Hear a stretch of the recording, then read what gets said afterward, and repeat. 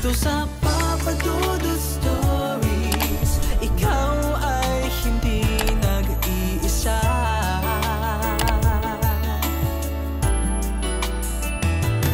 Dito sa Papa Dudut Stories, may nagmamahal sa'yo. Papa Dudut Stories. Papa Dudut Stories. Sa lahat po ng mga nakatutok ngayon, huwag pong kalimutan mag-like, mag-share at mag-subscribe. Maraming salamat po sa inyong lahat.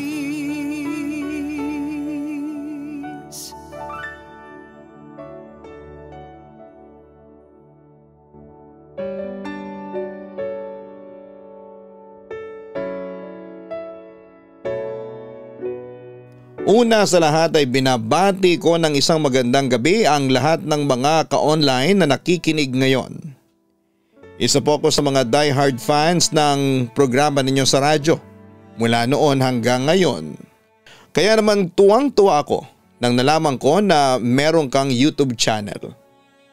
Dahil mas maraming kwento ang aking mapapakinggan. Papa Dudut, matagal ko nang gustong ibahagi sa inyo ang kwento ng buhay ko. Siya nga pala, tawagin niyo na lamang po ako sa pangalang Monami.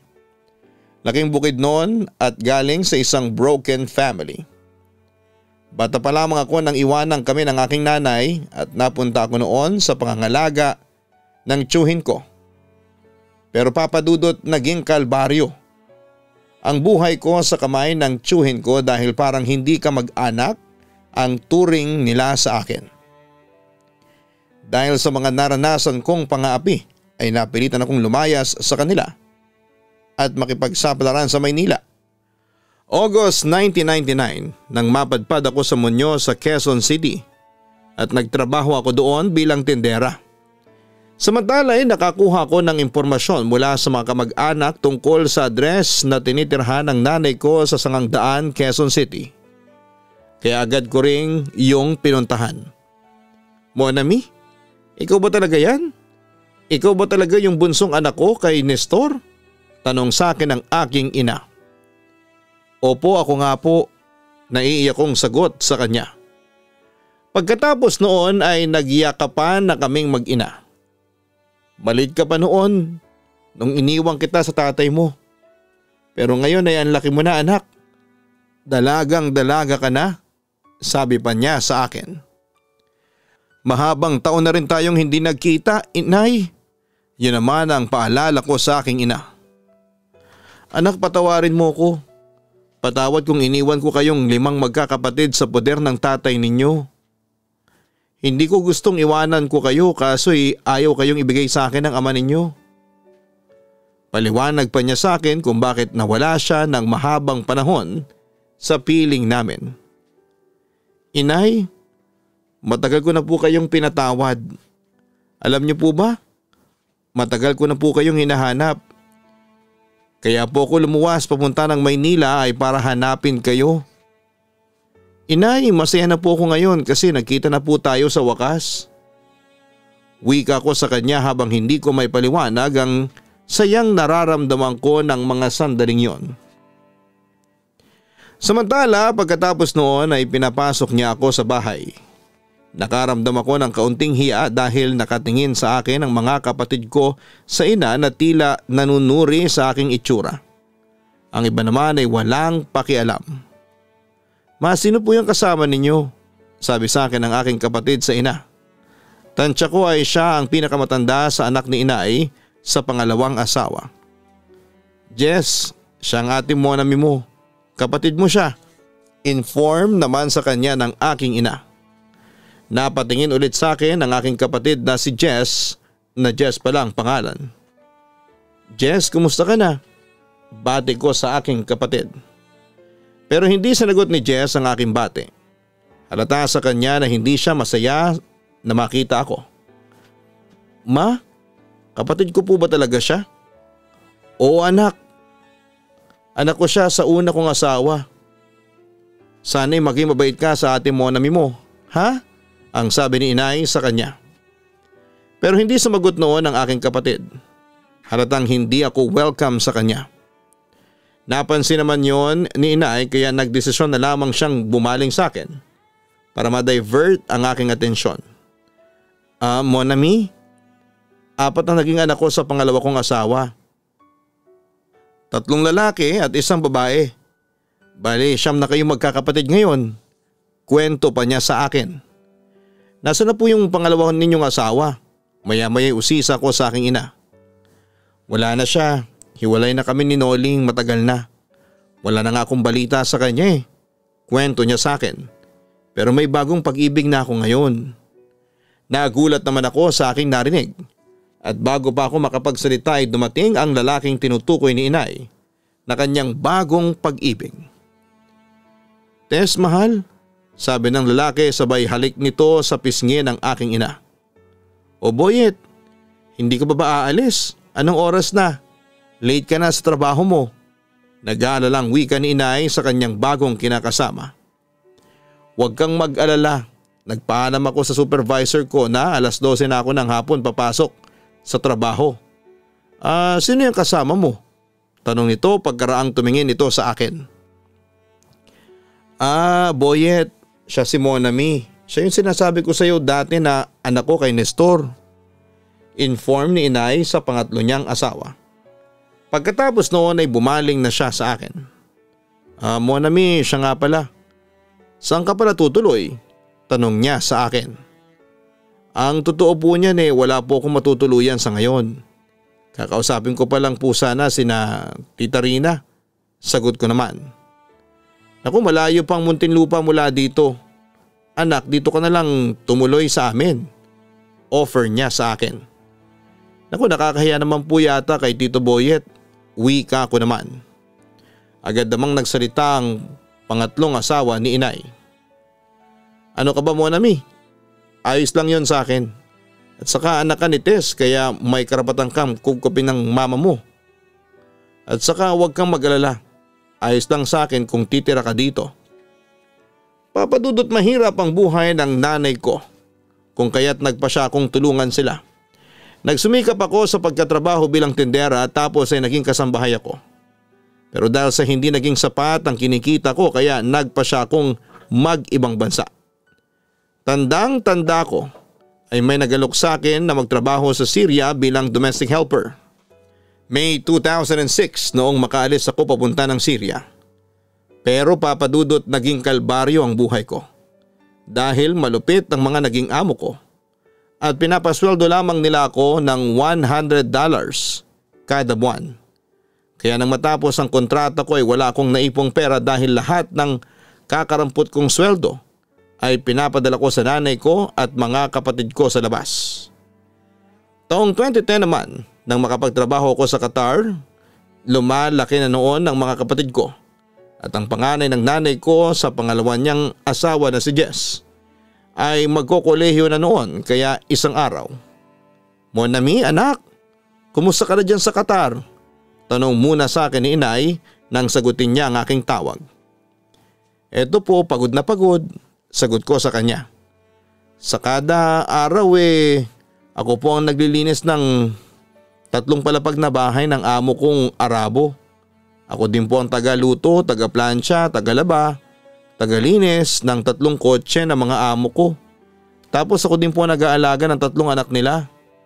Kaya pagod na pagod po ako, inay. Kwento ko pa sa kanya. Mamayang kaunti sinabi na ni inay ang kanyang pakiusap sa akin. Anak, hihingi sana ako ng tulong sa iyo. Panimula niya.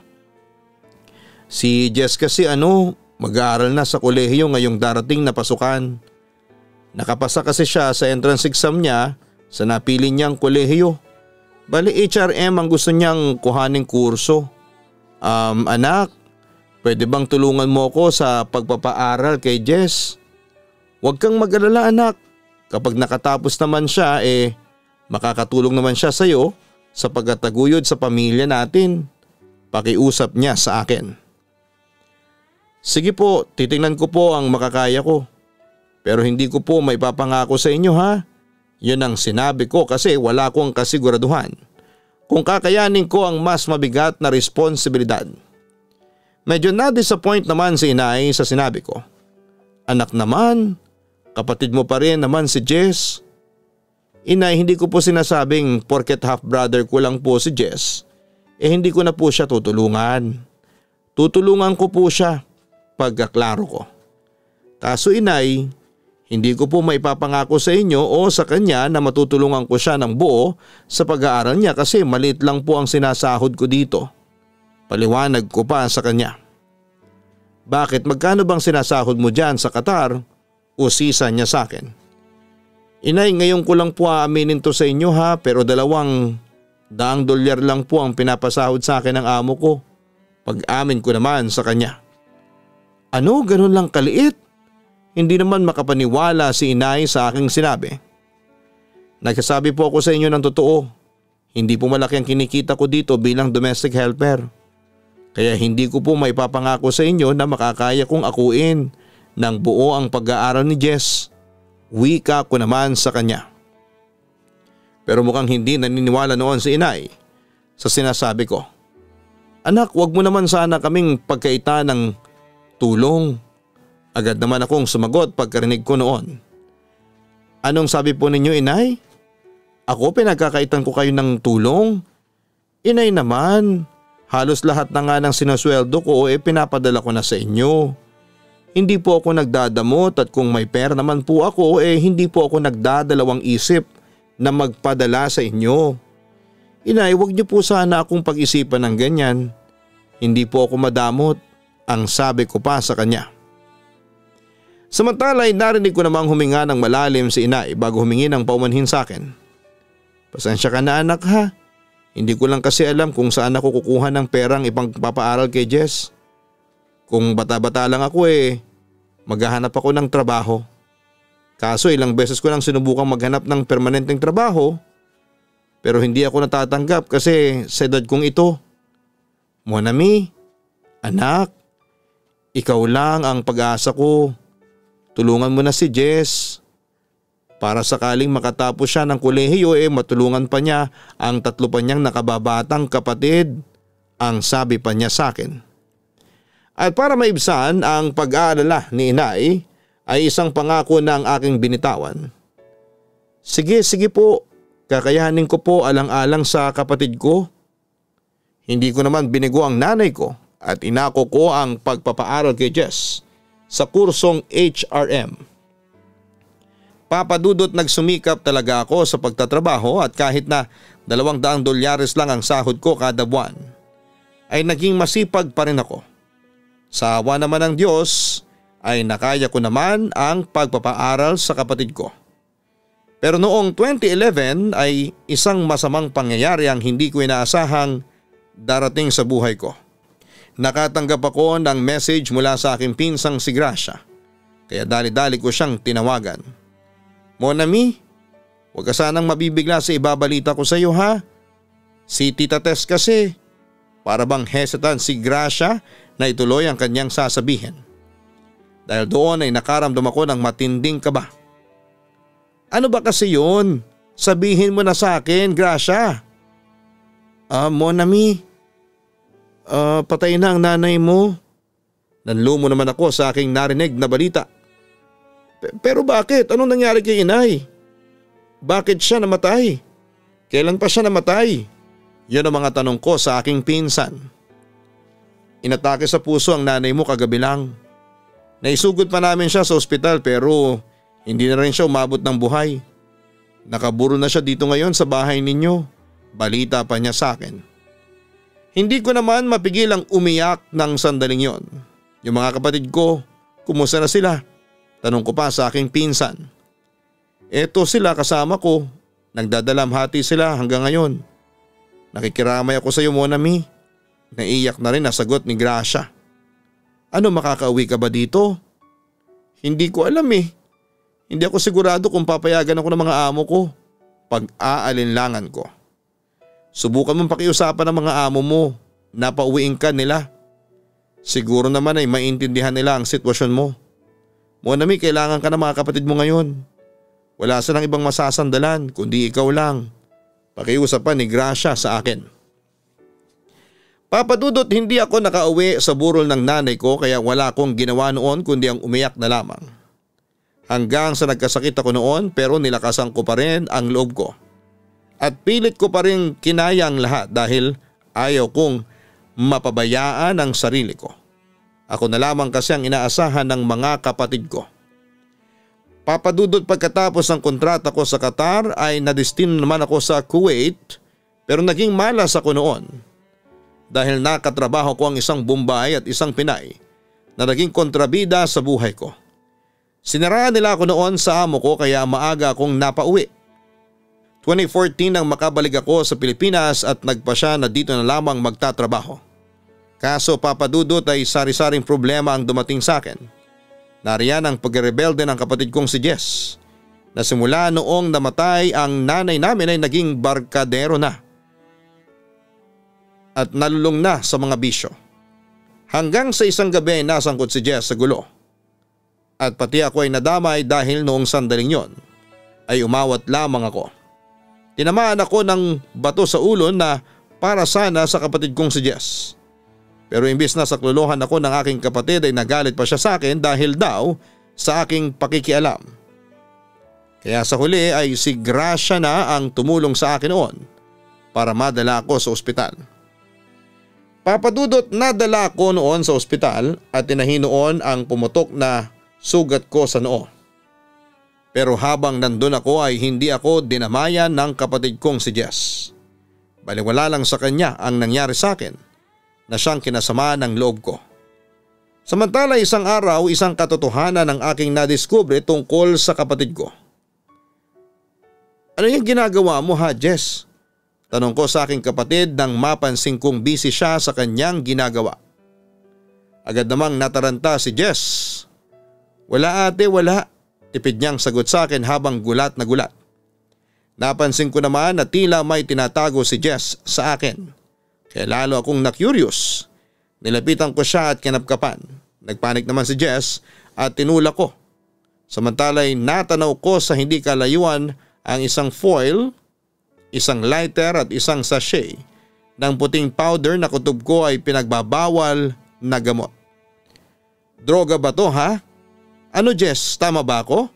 Kumpronta ko sa kanya nang kinuha ko ang sachet na pilit inaagaw ng kapatid ko. Alam mo naman pala bakit ka pa nagtatanong? Sarkastikong sabi niya sa akin. Sa sobrang galit ko naman ay nasampal ko ng malakas ang aking kapatid. Wala kang galang sa ate mo, galit na sabi ko noon sa kanya. Agad naman akong sinigawan ni Jess. Bakit mo ako sinampal? Ikaw ate, sumusobra ka na ha, napipiko na ako sayo. Ako rin Jess, napipiko na ako sayo. Balik ko sa kanya. Huwag kang umasta na parang ikaw si mama. Kahit kailan ate hindi mo mapapantayan si mama. Protesta niya sa akin. Siguro nga hindi ko mapapantayan si mama. Kasi katulad mo anak lang din niya ako. Pero patay na si mama. At bilang nakakatanda mong kapatid, obligasyon kong ituwid yang baluktot mong pag-iisip. Katulad niyan, gumagamit ka ng droga. Alam mo ba kung ano ang masamang maidudulot niyan sa'yo? Tanong ko pa sa kanya. Pero imbis na sagutin ang aking tanong ay lalong nagmalaki pa si Jess. Ayan ka na naman. Nagmamaranong ka na naman sa amin, sabi pa niya. Pinag-aral kita, hindi para gumamit lang ng droga. Diin ko sa aking kapatid. Alam mo Jess, naiinis na talaga ako sa'yo. Paano kasi wala kang pagpapahalaga sa mga naitulong ko sa'yo? Pinag-aaral kita, tinutulungan kitang makahanap ng trabaho. Ginasusan ko ang lahat ng requirements mo, lalo na yung pagkuha mo ng driver's license. Pati yung mga utang mo at mga kasong kinasangkutan mo ako na ang umareglo. Hindi lang yan, ang dami kong pinadalang pera para sa'yo noong nasa Qatar ako. Tapos ninakawan mo pa ako ng 11,000. Pero ano lang ang ginanti mo sa mga ginawa kong pagtulong, pagpapasensya at pagpapatawad sa mga kasalanan mo sa akin? Wala. Puro sakit ng ulo lang ang ibinigay mo sa akin. Yon ang naging litanya ko sa kanya. Teka ano to? Sumbata na? Kumpronta ni Jess sa akin. Ayoko sanang manumbat pero gusto ko lang itanong sa'yo ng masinsinan ha Jess. Sa lahat ba ng mga naitulong ko sa'yo sa lahat ng paghihirap ko para sa'yo. Pero ni minsan hindi ko narinig sa'yo ang pagpapasalamat sa akin. Mahirap bang magpasalamat?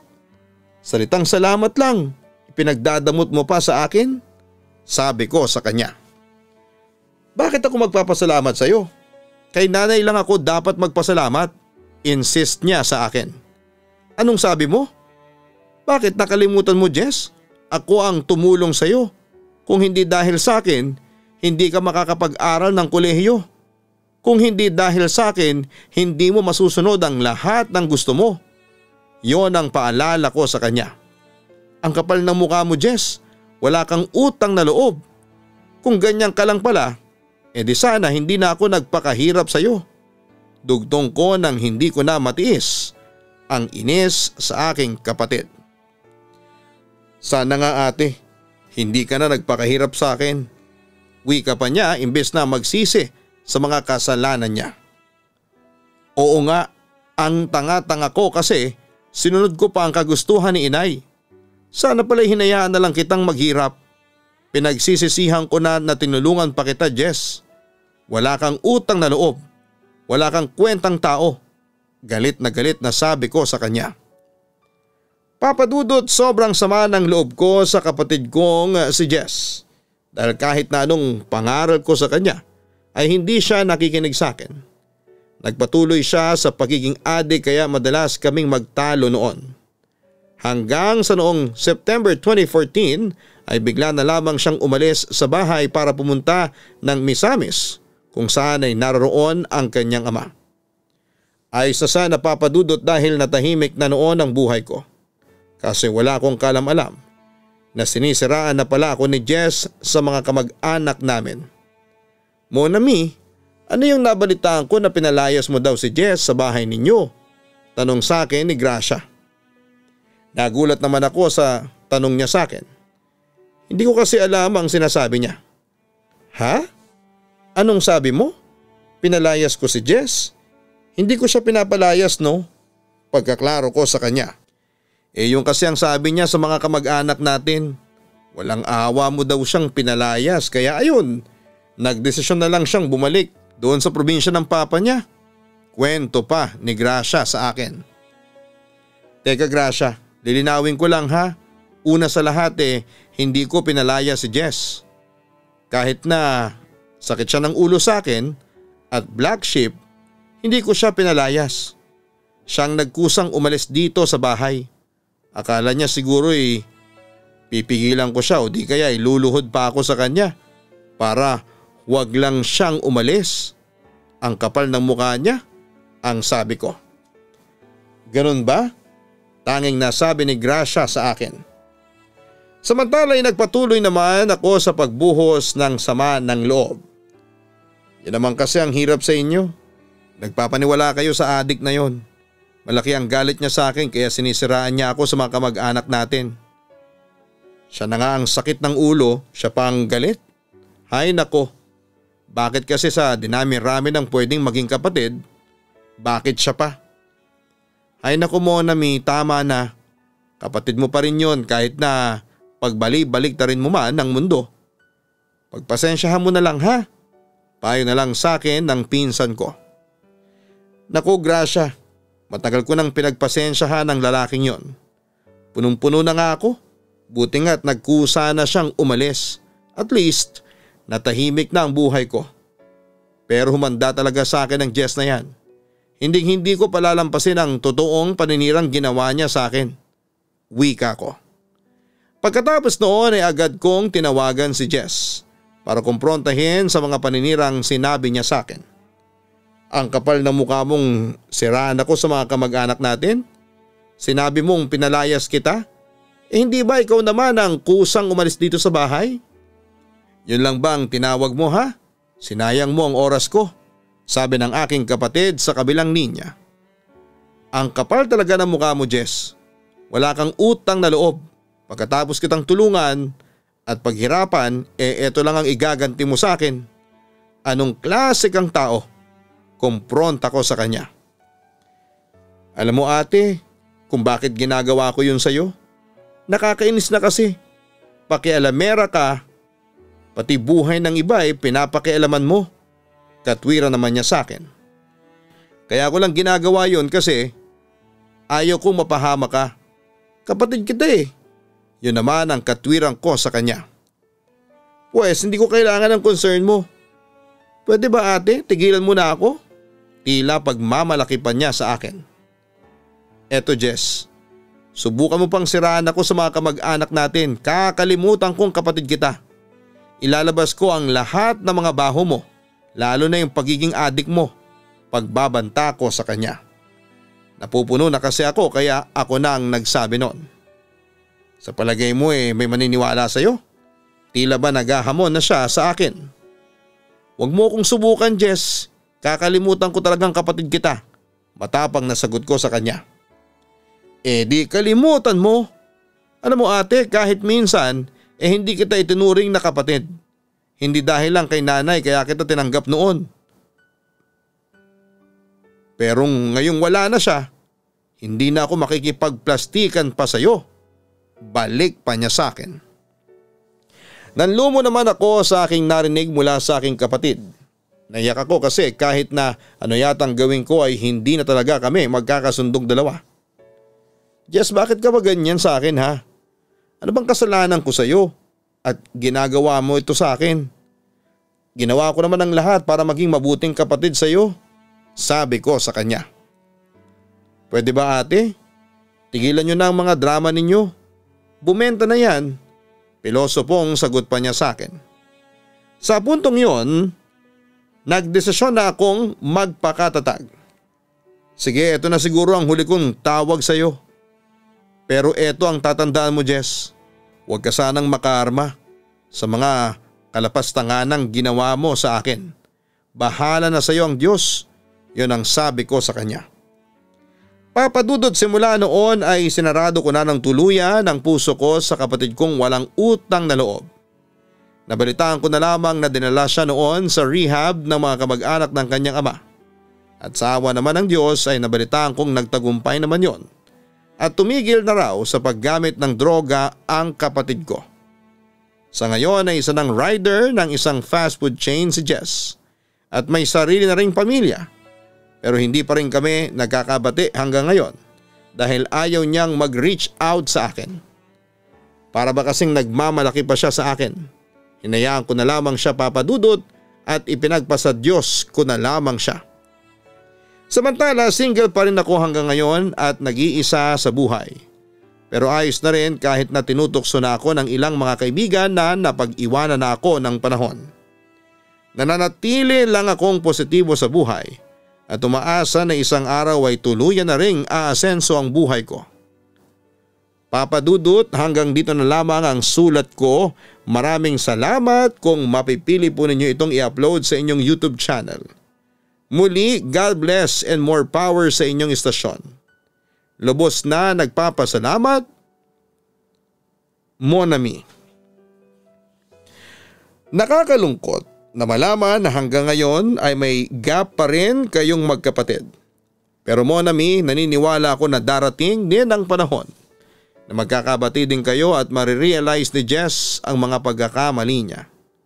Kung gusto mong magkabati kayong dalawa, itry mo na ikaw ang unang mag-reach out sa kanya. Baka kasi naghihintayan lang kayong dalawa kung sino ang mauuna. Ganon pa man ay wala namang masama kung ikaw ang magpakumbaba. Malay natin, baka gusto na rin ni Jess na mag-reach out sa iyo. Kaso'y nahihiya lamang siya sa iyo dahil sa dami ng pagkakamaling ginawa niya. Subukan mo Mon Ami, wala namang mawawala sa iyo. Muli ay maraming salamat sa iyo Mon Ami sa pagpapadala mo ng iyong liham dito sa Papadudod Stories YouTube channel. Maraming salamat po sa inyong lahat.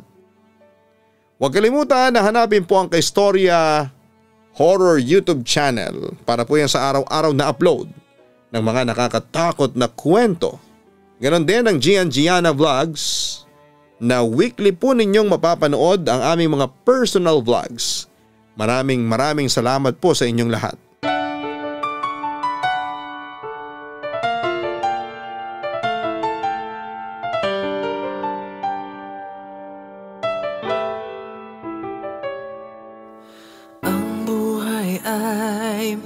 mahiwaga, laging may lungkot at saya. Sa Papa Dudut Stories, laging may karamay ka.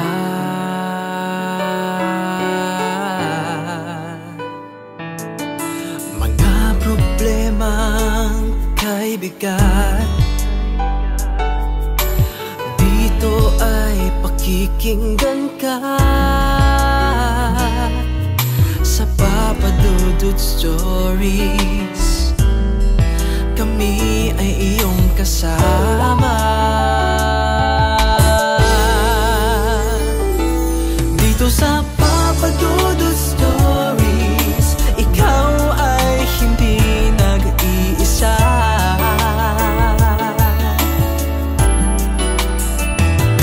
Dito sa Papa Dudut Stories, may nagmamahal sa'yo.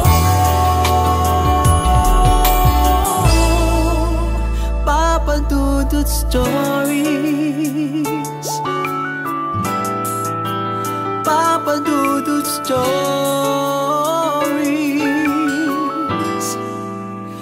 Papa Dudut Stories.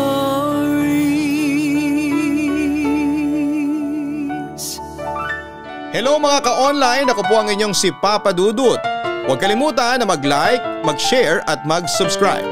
Pindutin ang notification bell para mas maraming video ang mapanood ninyo. Maraming salamat po sa inyong walang sawang pagtitiwala.